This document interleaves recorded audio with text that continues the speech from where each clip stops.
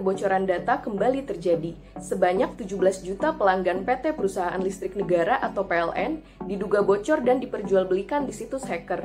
Data yang dijual termasuk informasi ID pelanggan, nama konsumen, alamat, hingga informasi besarnya penggunaan listrik dalam KWH dan tipe energi. Pihak PLN melalui juru bicaranya mengklaim bahwa server data milik PLN masih aman dan data yang beredar adalah data replikasi yang sudah tidak update, bukan data aktual. Meski begitu, data baru ataupun lama tetaplah data atau informasi penting yang harus dijaga. PLN sedang melakukan investigasi dan berkoordinasi dengan aparat penegak hukum bila mana ditemukan indikasi pelanggaran hukum yang menyangkut kerahasiaan data perusahaan. PLN juga mengaku telah dan terus menerapkan keamanan berlapis bersama Badan Siber dan Sandi Negara atau BSSN untuk tindakan pengamanan yang sangat ketat dengan tujuan memperkuat dan melindungi data-data pelanggan. Tentu harus dipahami bahwa pegawai PLN bukanlah ASN, melainkan pegawai BUMN. Meski begitu, hal serupa bisa saja terjadi di kementerian atau lembaga pusat, maupun pemerintah daerah yang melibatkan ASN. Untuk mencegah hal seperti ini terjadi, perlu adanya penerapan kode etik yang kuat, agar kebocoran data yang disebabkan oleh kelalaian ASN itu dapat dihindari. Selain itu, pentingnya membuat sebuah sistem merit agar pegawai dapat bekerja sesuai kompetensinya karena merasa dihargai kinerjanya. Kemudian, bisa jadi kebocoran data ini disebabkan oleh tidak adanya orang yang memiliki kompetensi di bidang cyber security ini di dalam organisasi. Maka, yang bisa dilakukan adalah melakukan penyusunan dan penetapan kebutuhan atas pegawai yang memiliki latar belakang di bidang ini.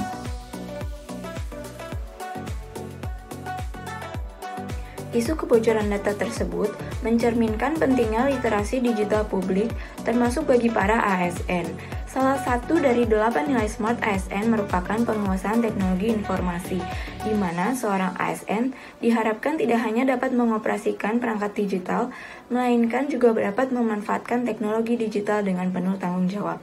Kesadaran akan pentingnya keamanan digital dan perlindungan data, baik data pribadi, instansi, maupun publik, termasuk bagian dari literasi digital yang penting dimiliki oleh seorang ASN. Menjaga keamanan digital dapat dimulai dari masing-masing individu dengan langkah mudah, seperti menggunakan password yang kuat, memahami pengaturan privasi di setiap platform, berhati-hati dalam menggunakan Wi-Fi publik dan membagikan data di ranah digital, serta selalu berwaspada atas hal-hal yang mencurigakan. Dengan demikian diharapkan dapat mengurangi peluang bagi pihak-pihak yang tidak bertanggung jawab untuk memanfaatkan celah di ranah digital dalam melakukan kejahatan digital, termasuk pencurian data atau informasi yang kemudian dapat disalahgunakan untuk kepentingan lain, serta aksi-aksi kejahatan digital selanjutnya. Berdasarkan isu kebocoran data PLN tersebut, terdapat beberapa hal yang sesuai dan tidak sesuai dengan penerapan manajemen serta SMART ASN. Berkaitan dengan manajemen ASN, meskipun kebocoran data yang terjadi bukanlah pada data yang update maupun aktual, namun data tersebut tetaplah penting untuk dijaga. Kebocoran data tersebut menunjukkan ketidaksesuaian dengan salah satu fungsi ASN, yaitu bertugas dan berperan untuk memberikan pelayanan publik yang terbaik kepada masyarakat secara profesional dan berkualitas.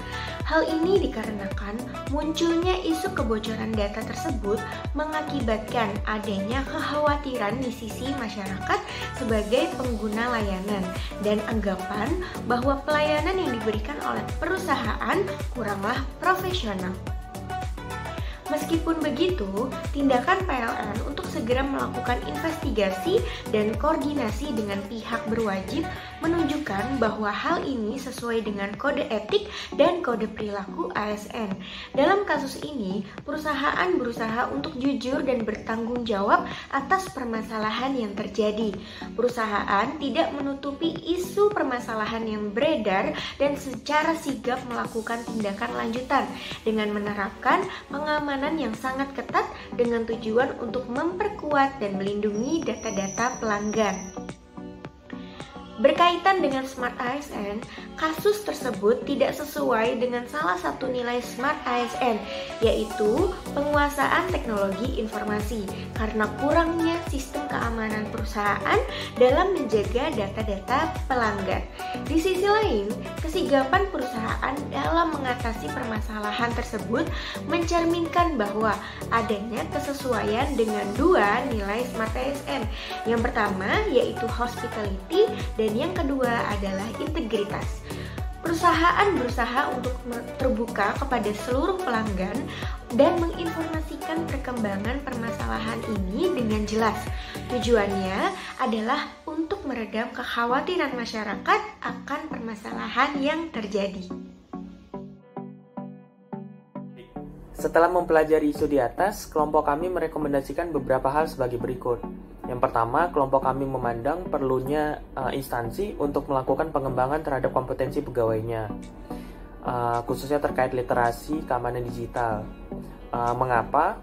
Karena agar pegawai aparatur sipil negara atau ASN dapat terus meningkatkan kompetensinya, utamanya dalam hal pengetahuan tentang literasi digital, terus area kompetensi keamanan digital, kemudian proteksi perangkat digital, kemudian perlindungan identitas dan data pribadi digital, kemudian bagaimana menyikapi terhadap kasus-kasus penipuan yang marak terjadi di dunia digital, kemudian bagaimana cara untuk melindungi rekam jejak digital. Kemudian yang kedua, kelompok kami merekomendasikan kami memandang perlunya instansi untuk terus melakukan pemetaan terhadap pegawai, khususnya terkait penyusunan dan penetapan kebutuhan atas pegawai yang memiliki latar belakang di bidang ini dengan sistem merit. Apa itu sistem merit? Sistem merit merupakan salah satu sistem dalam manajemen sumber daya manusia atau MSDM yang menjadikan kualifikasi, kompetensi, dan kinerja sebagai pertimbangan utama dalam proses perencanaan, dalam proses perekrutan, dalam proses penggajian, dalam proses pengembangan, dalam proses promosi, retensi, disiplin, dan termasuk pensiun pegawai.